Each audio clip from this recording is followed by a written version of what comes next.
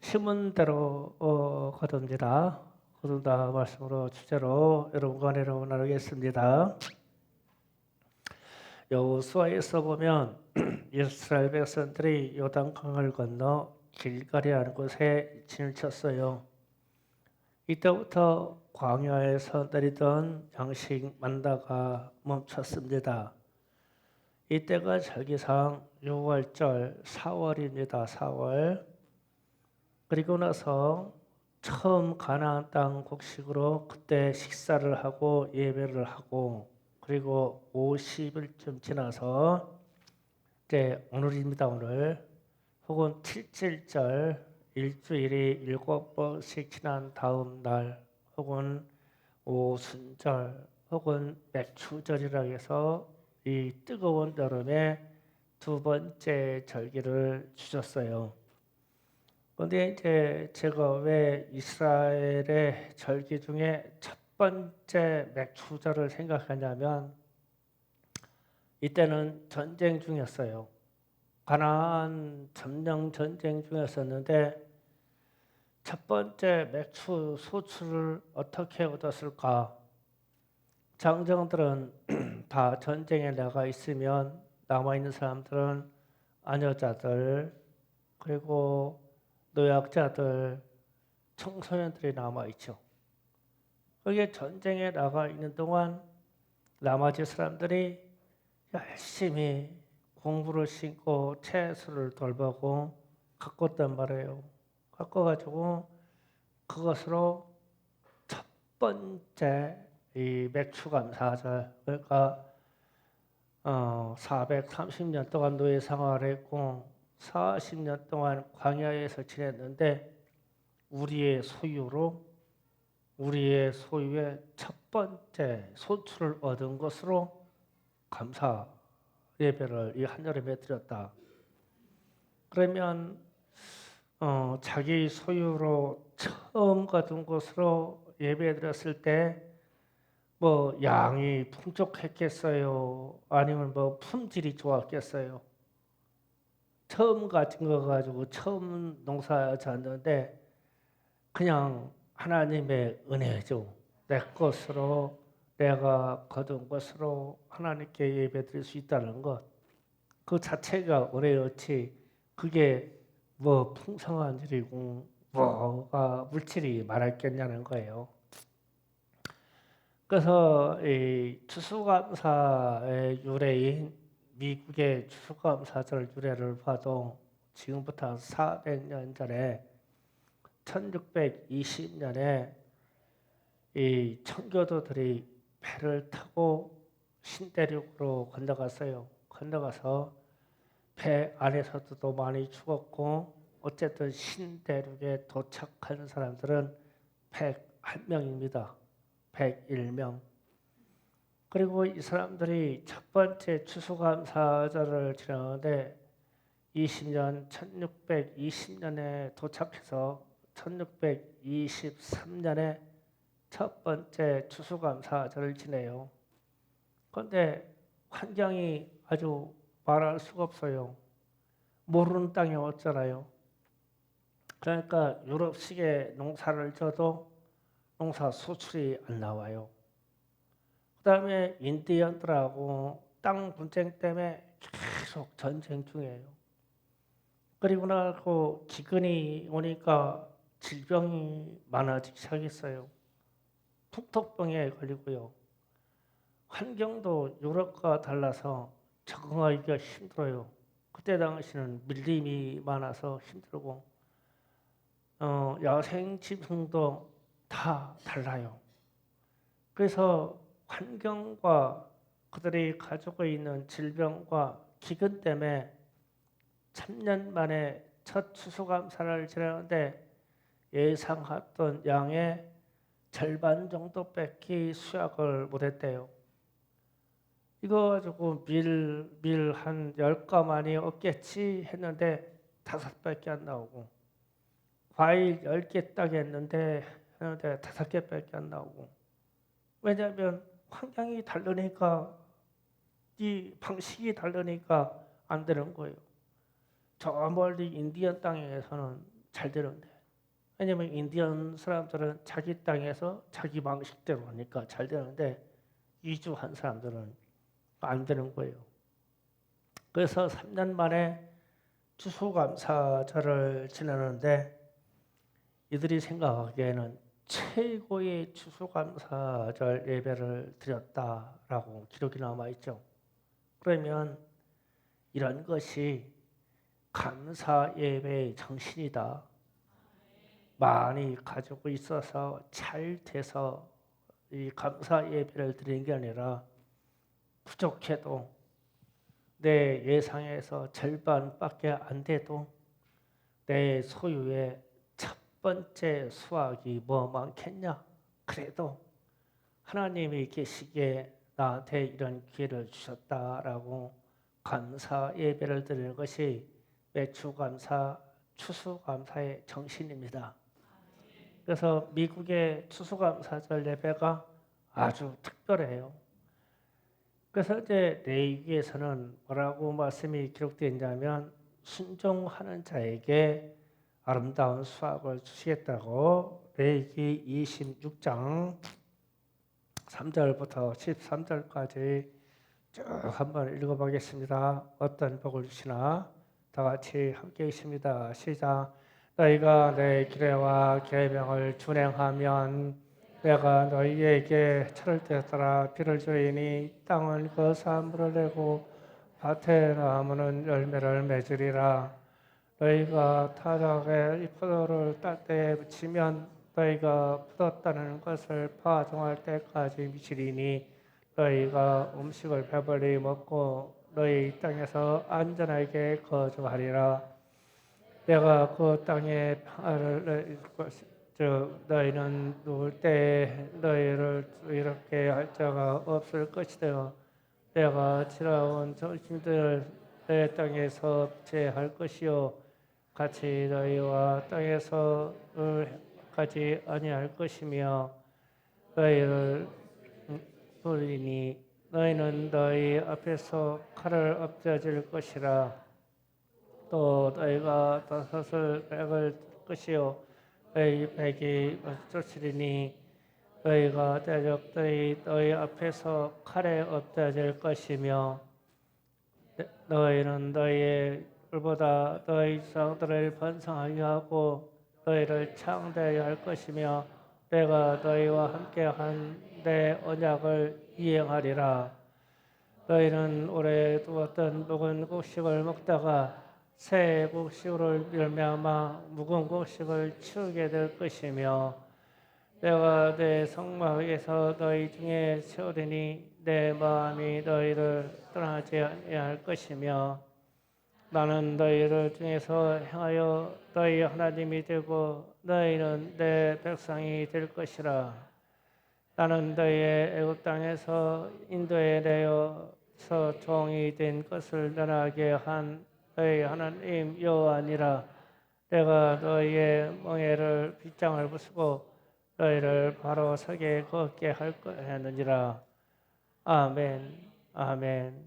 자, 여기서 보면 하나님이 구례와 법도 말씀을 주었는데 이 말씀을 잘 이행하면 이 땅의 산물들이 땅에서 곡식이 산물들이 잘 되고 나무가 열매를 많이 맺게 할 것이고 묵은 곡식이 쌓여서 묵은 곡식을 내어버리고 내어내고 핵곡식을 먹을 것이다. 어마어마한 풍성한 약속이죠.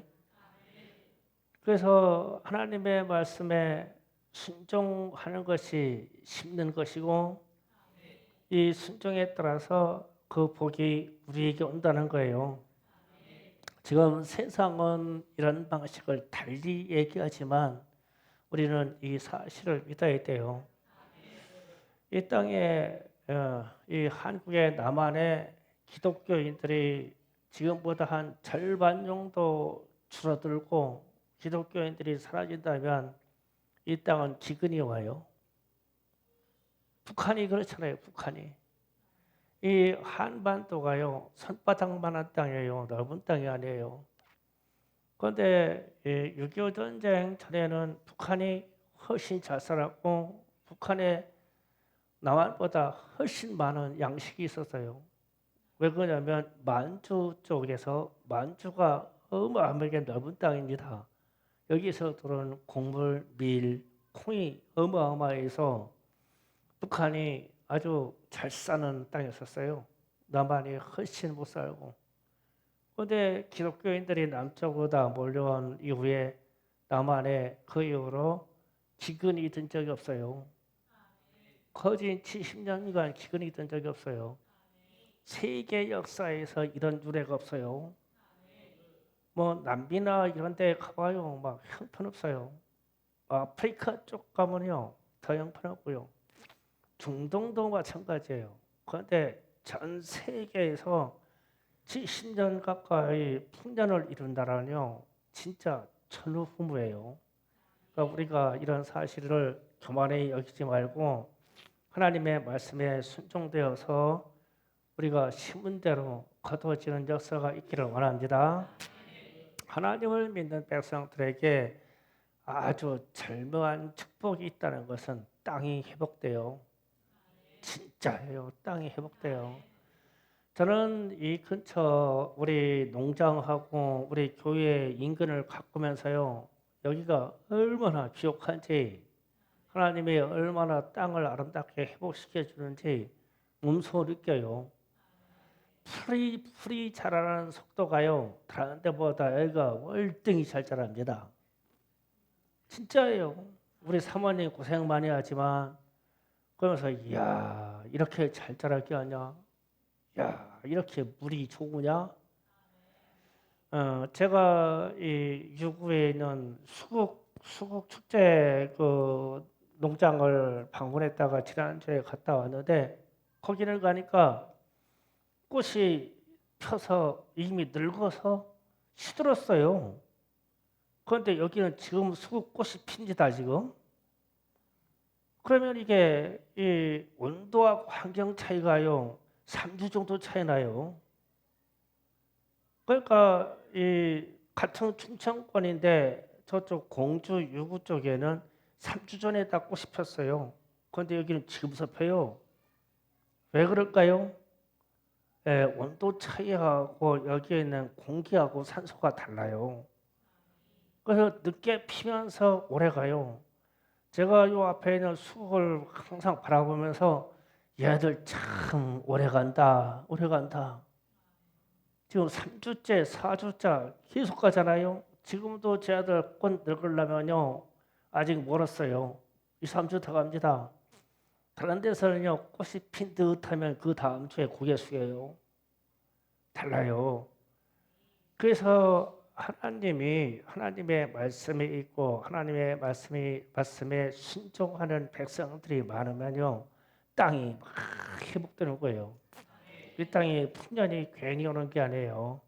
우리가 주기도문에서 일용할 양식을 달라고 하는 기도를 우리 천만 기독교인들이 하루에 2번씩만 한다면 우리 땅에는 기근이 안 와요. 그런데 기도가 사라져서 저것마저도 안 하면 기근이 올 수도 있어요. 정신 차려야 돼요. 그래서 레위기 26장을 제가 쭉 읽는 이유는 하나님이 내 말씀, 내 기로와 법들을 지키면 봐라 땅이 이렇게 공물을 내줄 것이다. 이 약속의 말씀이 있습니다. 예수님께서도 말씀하셨어요.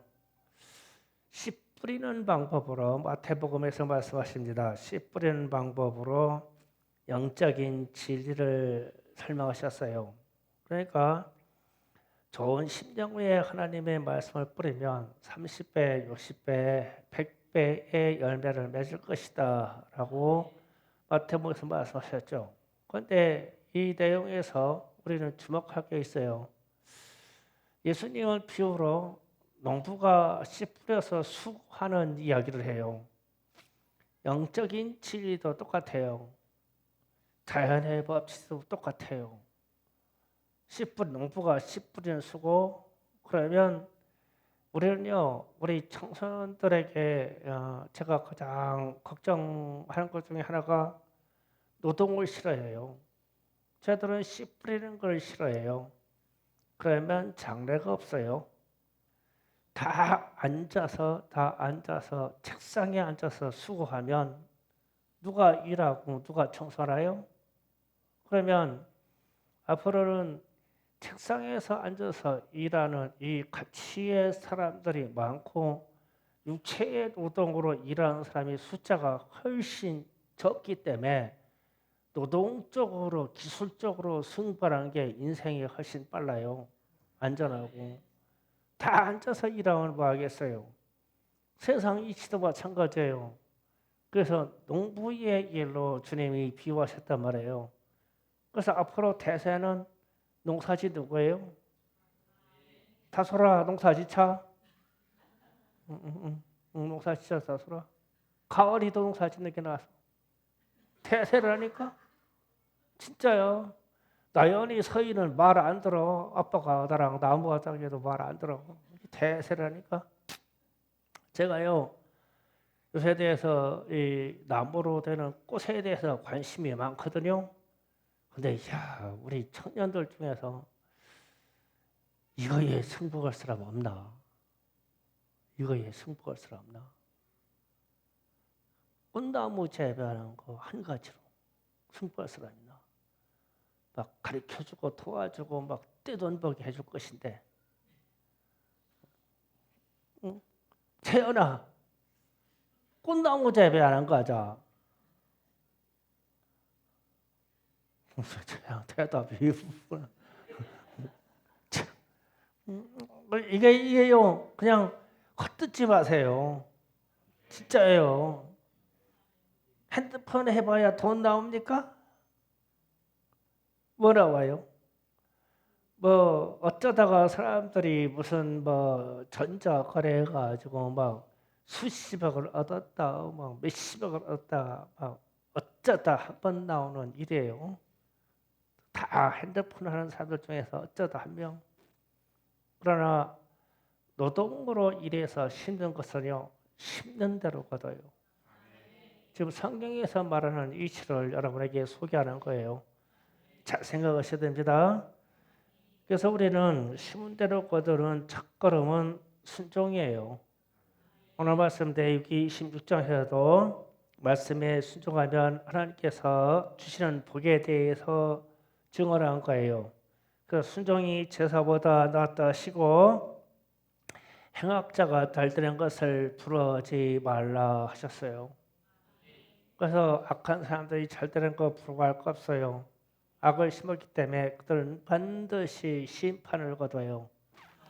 그러나 우리는 하나님의 말씀대로 순종하여 선을 싣기 때문에 선을 거둬요. 순종에 대해서 좀 생각할 것은요. 요한복음 2장 5절 8절을 잠깐 볼게요. 요한복음 2장 5절 8절 띄워요. 예, 다 같이 한번 읽습니다. 시작. 그의 어머니가 하인들에게 이르되 너희에게 무슨 말을 하시든지 그대로 하라 하니라. 거기에는 유대인들의 정결 예식을 따라 두세 통들은 돌 항아리 6이 놓였느니라. 예수께서 그들에게 이르되 항아리에 물을 채우라 하신즉 아기까지 채우니 이제는 떠서 여러 자에게 갖다 주라 하심에 갖다 주었더니 아멘. 자, 물이 포도주 되는 예수님의 첫 번째 기적의 이야기예요.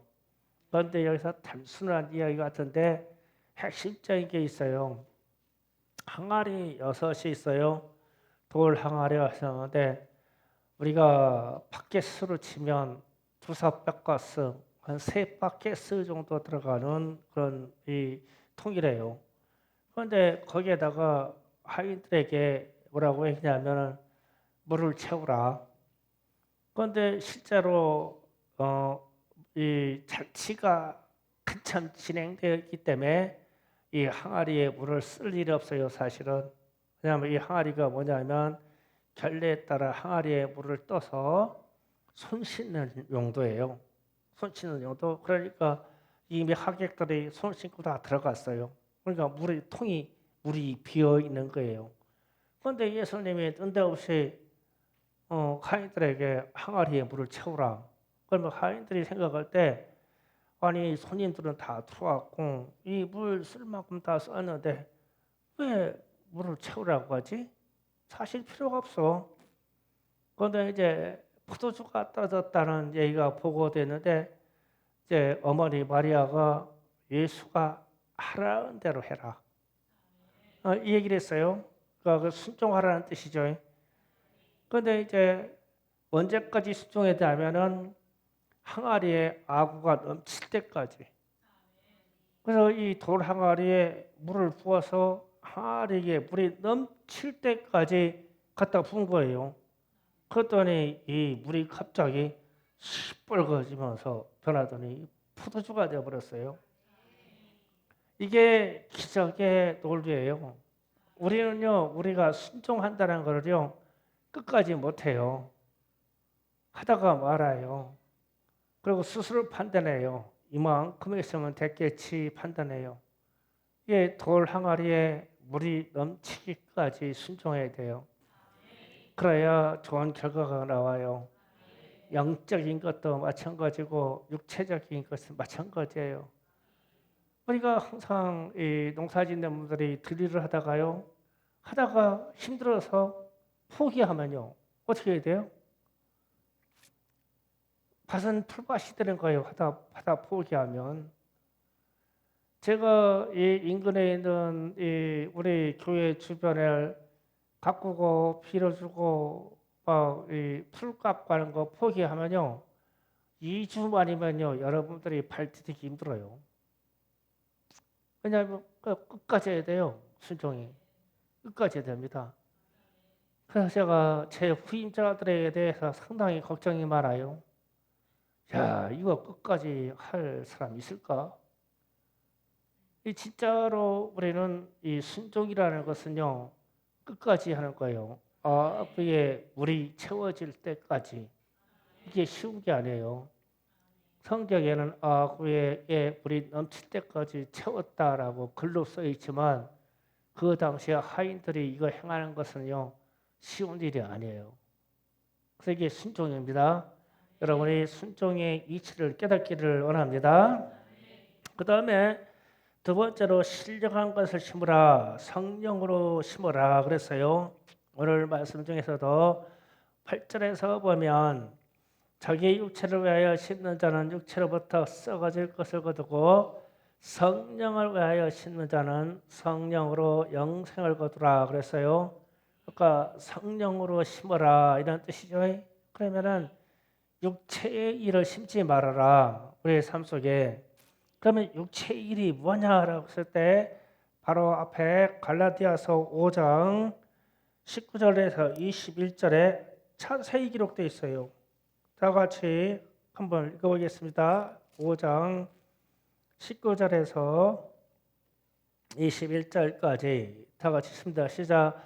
육체의 일은 분명하니 곧 음행과 더러운 것과 호색과 우상숭배와 주술과 원수 맺는 것과 분쟁과 시기와 분쟁과 땅 짓는 것과 분열함과 이단과 투기와 술 취함과 방탕함과 또 그와 같은 것들아.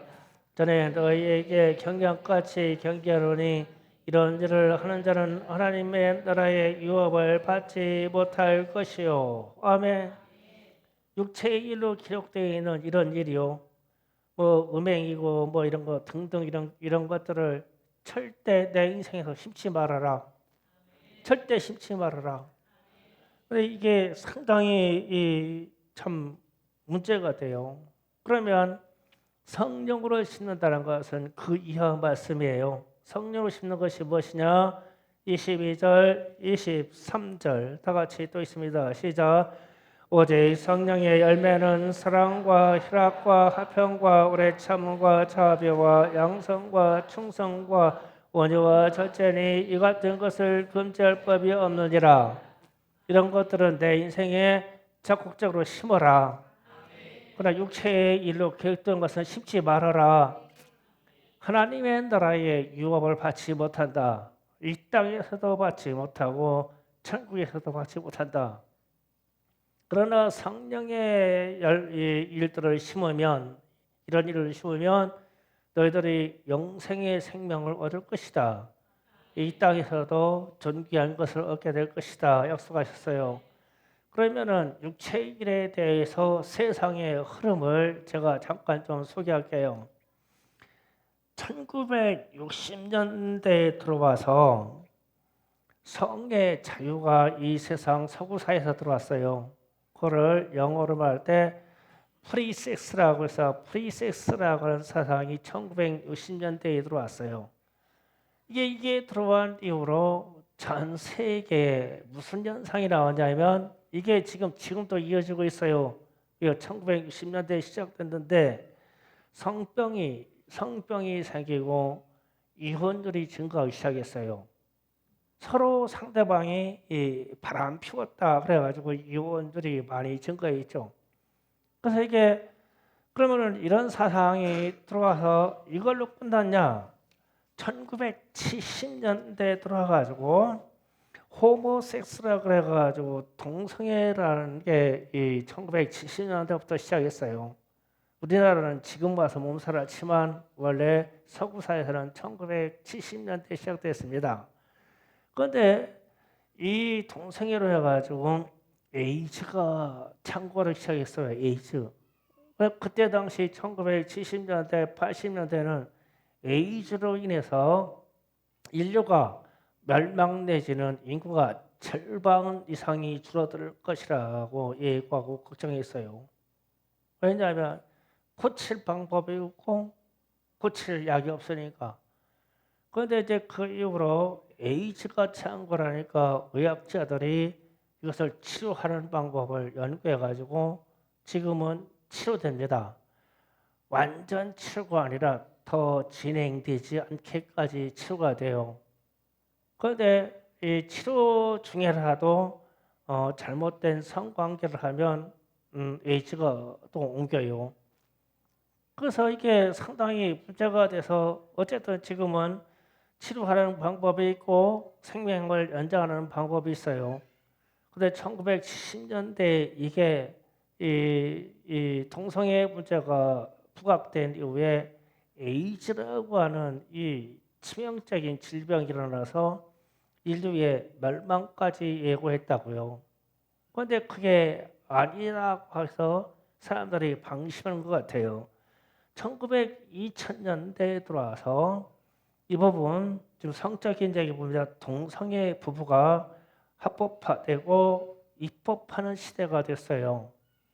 그래서 그러면 동성애 부부가 형성이 되고 그게 호적에 오를 수 있도록 법제화가 되기 시작하면 그렇게 되면 앞으로 하나님이 이 땅에 무슨 질병을 줄까?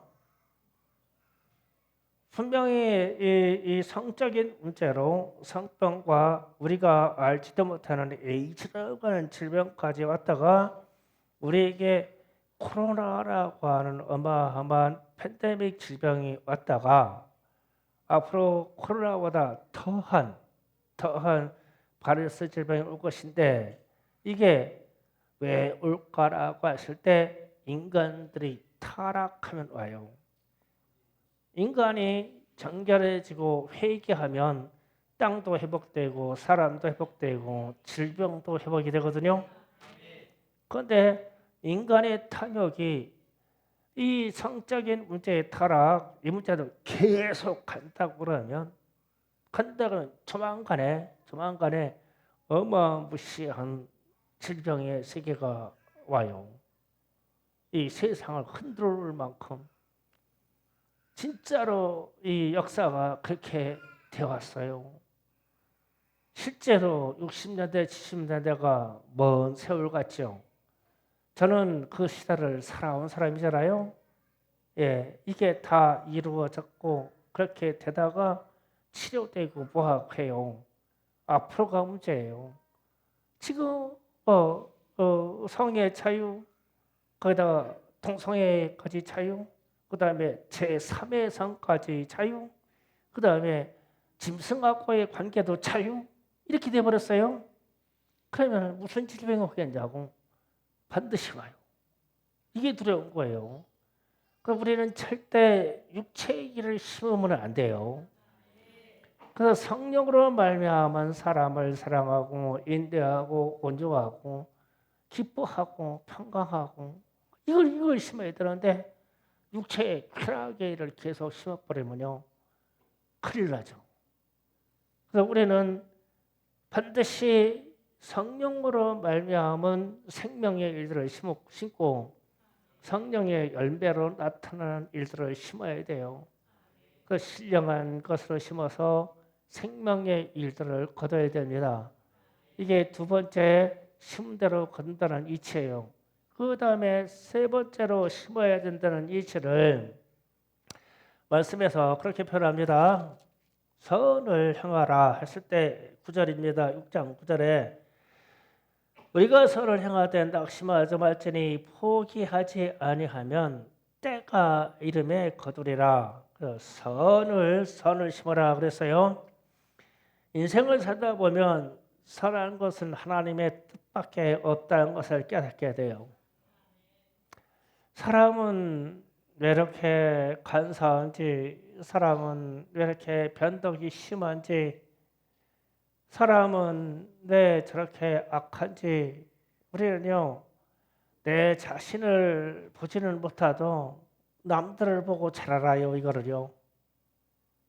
참 주변 사람들 보면 그렇다고 내가 상처받고 아파하고 괴로운 일 많고 그래서 사람들은 세상은 그렇게 선하지가 않아요. 그런데 성경에서 기록되어 있는 모든 말씀의 선함은 오직 하나님과 하나님의 말씀밖에 없어요. 그래서 이렇게 선을 심으라는 것은 하나님의 말씀을 심으라는 뜻이 되거든요. 그러면 선을 심으면 반드시 감사로 열매를 맺어요. 선한 열매가 더디 맺더라 하더라도 때가 되면 선한 것은 반드시 열매를 맺어요. 그래서 우리는 하나님의 말씀대로 지켜야 되고 하나님의 말씀을 심어야 되고 하나님의 말씀으로 나와 우리 가정과 우리 주변을 다스리게 해야 돼요. 이게 선을 심는 거예요. 전도하는 것도 그래요. 계속 전도하면요 열매가 맺어요. 언젠가는 맺어요. 그런데 멈추면 열매가 없어요. 이게 문제예요. 그런데 전도하다 보면 중간에 낙심도 들고 핍박도 있고 위협도 있고 또 사람들이 전도하는 행위에 대해서 요즘은 신고까지 한다고 막 겁박주죠. 아직 신고해가지고 깜빵 간 사람 없어요. 아직까지는. 앞으로는 갈 수 있어요. 처벌받을 있어요. 그 시대가 오기 전에 빨리빨리 전도하세요. 실제로 지금 이 서구 사회나 특히 영국이나 이런 데서는요, 대놓고 예수 믿으세요. 교회가 해야 됩니다. 천국과 지옥이 있습니다. 라고 말할 수가 없으니까 기독교인들끼리 둘셋이 모여서 거리에 서서 성경을 읽어줘요. 그러니까 내가 성경을 소리내서 읽는다는 거예요. 그런데 이게 처벌될까 안 될까 했는데 대법원에서 처벌로 판결했어요. 타인들의 생각을 이끌어내라고 침해했다라고. 그래서 성경 있는 것을 잡아두고 그 다음에 이 단체가 거리에서 기타 치면서 찬송하는 그랬어요. 그런데 이것도 처벌받았어요. 영국에서 있었던 일입니다. 그러면은 기타 치면서 세상 노래를 하면 어떻게 할까요? 처벌하지 않아요. 그런데 왜 찬송가를 하면은 처벌할까요? 찬송가가 시끄러울까요? 아니면 기타 치고 두세 명이 찬송 부를 때는요 잔잔하게 불러주죠. 그런데 그렇게 듣기 싫대 그게. 그럼 그게 그렇게 듣기 싫은 존재는 누구요? 마귀예요 이게. 그래서 이런 현상이 전 세계로 밀고 들어오기 시작하면 우리가 우리 자녀들에게 혹은 우리 이웃들에게 전도하는 이 시간이요, 우리에게도 얼마 안 남아 있어요. 그래서요, 진짜 열심히 전도하세요. 요즘 우리 교회에서 우리 사모님과 우리 황자 집사님 등등에서 열심히 전도해요. 희망이 있어요. 저기 전이도 전도해요. 데리고 나가니까 떼약 볕에서 누워놓으면 전도라는 시간만큼은 자고 잘 놀아요. 그래서 저는 그런 얘기 들으면서 그래요. 하나님이 이 일을 위해서 어린아이를 만지시는구나. 떼약 볕에서 제가 재밌게 놀 일이 뭐 있어요. 하나님이 만져놓는 거예요. 그래서 하나님이 함께 하시구나. 빨리빨리 전도하세요. 오거나 말거나 전도하세요. 진짜예요. 큰일 나요. 앞으로 이 시간을요. 시간이 없어요. 그래서 우리가 선한 것을 심어야 돼요. 선교도 그래요. 선교도요. 제가 아프리카 선교하면서 그래요. 밑 빠진 독이에요. 조금 부은 듯 하면 큰 적도 없어요. 하여튼 잘 쓰고 잘 썼어요. 그러면서 이제 그런 생각이 들어요. 우리 교회의 천장에 전조를 해야 되는데, 제가 자꾸 사역자이 빨리 하자, 당에 빨리 하자 하는 게 제가 마음속에 결심했거든요. 이 천장을 목적으로 그냥 싹 다 덮으려고. 제 머릿속에는 예산까지 나와 있어요. 그래서 계속 하나님의 의를 구하려고 해외 교회를 세우고 해외 고아들을 돕는 프로젝트에 참여하고 그랬는데 정작 우리 집은 너무 누추해져가 처음에는 그냥 하얗게 칠하니까 와 좋다 그랬는데 이제 천장도 갈라지지 누추해가. 그래서 이거를 올해 상반기에 해야 되겠다. 사실 결심했어요. 내가 결심했기 때문에 계속 떠버리지 않고 있는 거예요. 부담 갖지 마세요. 제가 할게요. 하나님이 하셔요. 예. 또 그 얘기하니까 이거 천장 해야 되겠네. 그러니까 아멘 하는 게 아니라 벌써 돈 생각했어. 뱅뱅 돌렸어. 또 돈 얘기. 난 돈 얘기는 안 했어. 내가 할게요.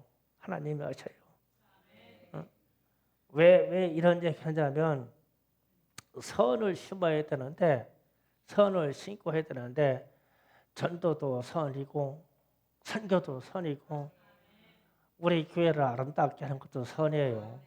그런데 이 선은 언제든지 하나님의 뜻대로 심으라는 거거든요. 악한 것이 아니잖아요. 이거는 하나님의 뜻이라면. 그래서 제가 왜 우리 교회를 조금 보강하고 손질을 해야 되겠네 하게 보면 아프리카 쪽이나 아니면 우리가 지원하는 쪽의 교회들을 건축해놓은 거 보면요 진짜 멋있는 거예요. 우리 교회보다 훨씬 멋있어요.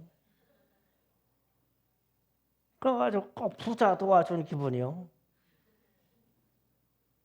근데 그들이 부자는 안 해요. 돕는 우리가 부자지. 그래서 그거를 마음에 시기하는 쪽으로 이렇게 생각하는 게 아니라 선한 쪽으로 생각하는 거예요. 이도 해야 되겠고 이도 해야 되겠고 이도 해야 되겠는데 내 집을 좀 가까이 나게 되겠어. 더 쾌적하게 천장이 갈라지고 있네. 가장 아름다운 목재, 우리나라에서 존재하는 가장 아름다운 목재를 갖다가 우리 식당에 버금가는 구조로 싹 다 하고 조명 다 하고 제가 여기 조명 꺼진 거요. 나는 누가 얘기할 줄 알았어. 끝까지 얘기 않지. 얘기하면 좀 네가 좀 바꿔라 하려고 얘기 안 해요.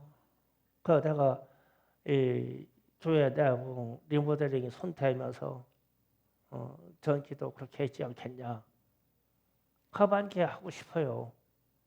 왜냐하면 선한 것이기 때문에 선한 것으로 심어야 되겠다라는 생각이 들어서, 물론 우리가 또 아나바다 같은 거 해서 해외를 섬기는 거는 그대로 섬길 거예요. 고아들이 기다리고 있잖아요. 빵을 기다리고 있고 옷가지를 기다리고 있고 그것도 해야 되고 우리는 우리의 것도 해야 된다. 그래서 선을 심어야 됩니다. 그러면 열매 맺게 하시는 분은 하나님이시기에 좋은 열매로 30배, 60배, 100배, 1000배, 만배 열매를 맺게 하실 것입니다. 나는 그렇게 되기를 믿습니다. 맥주감사절을 앞두고 이 뜨거운 여름에 신고 관리하지 않으면 가을에 추수할 것이 없습니다. 우리는 이 이치를 잘 생각해야 돼요. 지금이 뜨거운 시기고 일하기 힘든 시기예요. 그런데 여름 일을 하지 아니하면요, 가을에 거둘 게 없어요. 그러면 겨울에 배고파요. 그래서 우리 뜨거운 이 여름에 일을 해야 돼요. 우리 학생들 열심히 알바해야 되고, 알바 없는 학생들은 제게 얘기하세요. 여기에는 노동의 가치가 충분해요. 여러분을 훈련시킬 수 있는 자원이 무진 많아요.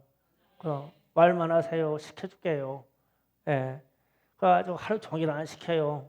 선할 때만 시켜드릴게요. 어쨌든 이 뜨거운 여름에 신고 관리하지 않으면 가을에 거둘 게 없어요. 그런데 제가 어떤 사람을 알아요.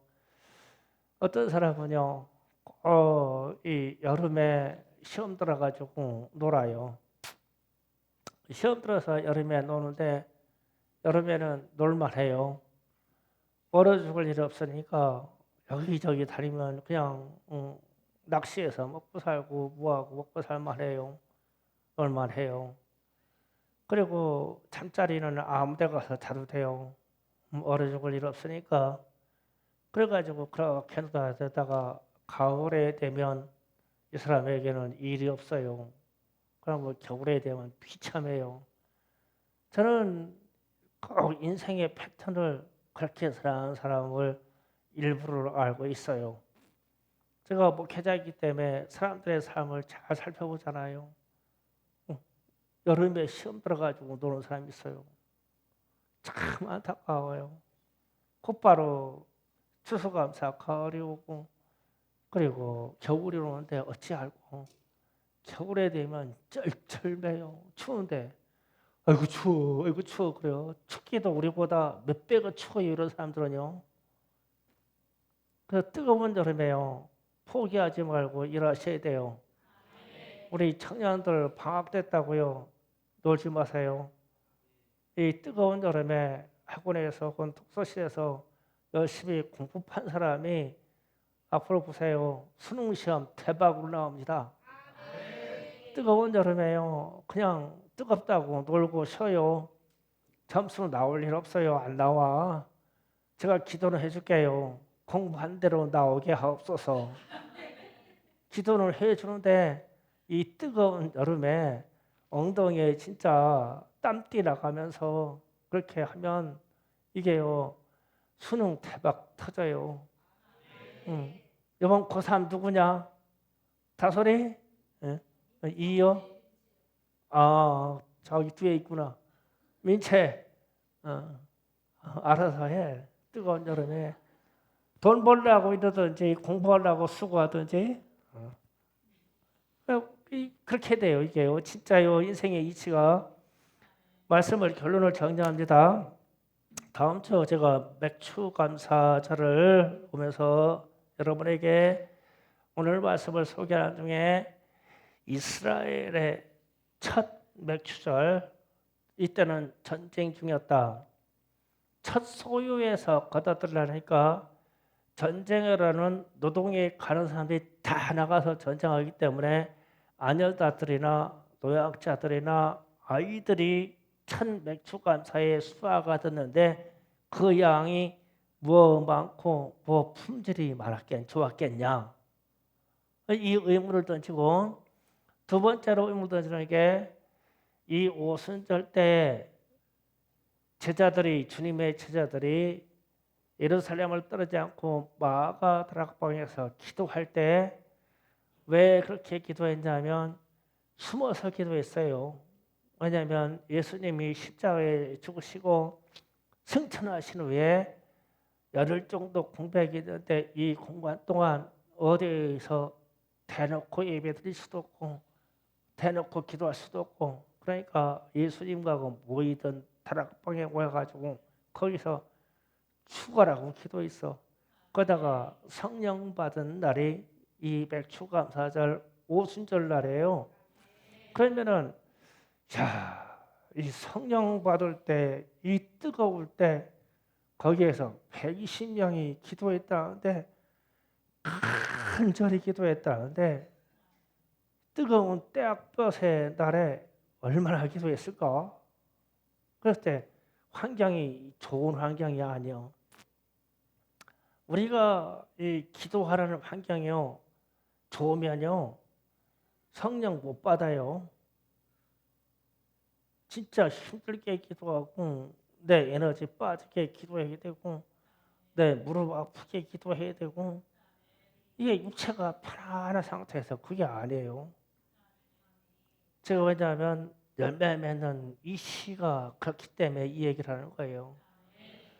세 번째로 소개할 부분이, 미국이 지금부터 400년 전에 첫 번째 추수감사를 드렸는데, 방금 전에 말씀하신 때처럼 그들에게는 101명이라는 사람이 신제국에 도착했는데 꿈에 그리던 땅이 아니요. 인디언들이 얼마나 사나운지, 땅을 안 내주려고 사나운지, 그 땅에 풍토병이 달라서, 기후가 달라서 얼마나 질병이 많은지 여러 방식대로 농사짓을 하니까 해마다 기근이요, 기근. 먹고 살 것도 못 구해.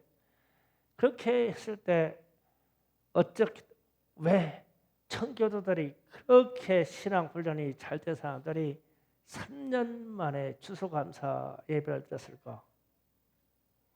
거두지를 못하니까. 그래서 3년째 될 때 절반을 거뒀더라도, 아니 못 거두었더라도, 아니 우리에게 상황이 더 힘들더라도 하나님께 추수감사 예배는 드리자. 그래서 그 유래한 칠면조 요리가 그때 나오죠. 왜 그러냐면 그 땅에 있는 짐승을 가지고 하나님께 예배드리니까 소를 잡을 수가 없어. 양을 잡을 수가 없어. 그래서 미국에 있는 조류 중에 살코기가 많은 칠면조를 잡는 거예요. 대신해서 드리는 거죠. 그런데 이게 진짜 감사절의 정신이고, 이게 미국의 정신이 되었고, 오늘날 우리 기독교인들이 배워가는 정신이에요. 이 맥추감사, 추수감사, 감사절은 내가 가지고 있는 게 넉넉하고 많아서 잘 드리는 게 아니에요. 우리도 없어요. 우리도 가난해요. 힘들어요. 그런데 하나님께 정성으로 드리고 예배할 수 있다면 그게 최고의 감사절이에요. 우리는 이러한 감사절이 되기를 우리는 기대합니다. 주여 삼창고 기도합시다. 주여!